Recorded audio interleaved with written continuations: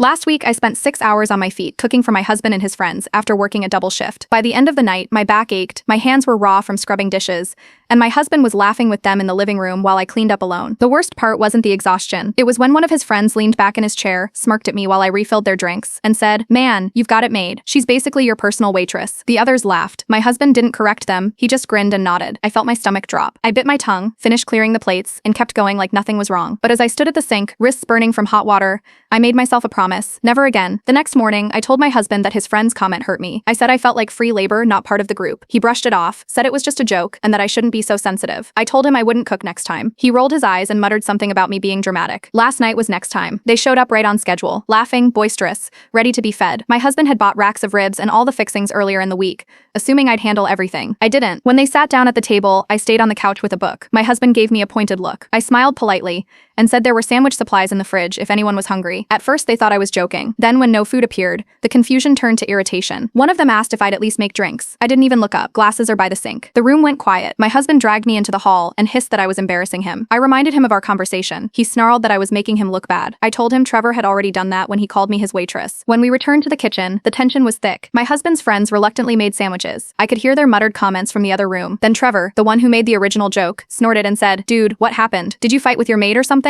My husband laughed nervously and mumbled something about me being moody. That was it. I walked into the kitchen, grabbed my keys, and said, "Enjoy your sandwiches, gentlemen, and clean up after yourselves." Then I left. I drove to a 24-hour diner and ordered pancakes, alone and peaceful for the first time in days. When I came home, they were gone. The kitchen was a disaster. Crumbs, dirty plates, half-empty bottles everywhere. My husband sat sulking on the couch. He told me I'd humiliated him and made everyone uncomfortable. I said nothing. I just opened the fridge, and that's when I saw them. The ribs, raw, untouched. My husband had told his friends all week that I'd cook like always. He'd promised them a feast, completely confident I'd obey without question. Instead, they got deli meat and an awkward evening while he looked like a fool. He realized what happened at the same time I did. His face went red. He accused me of setting him up, of making him lose control of his household. I couldn't help it. I laughed. Now he hasn't spoken to me since.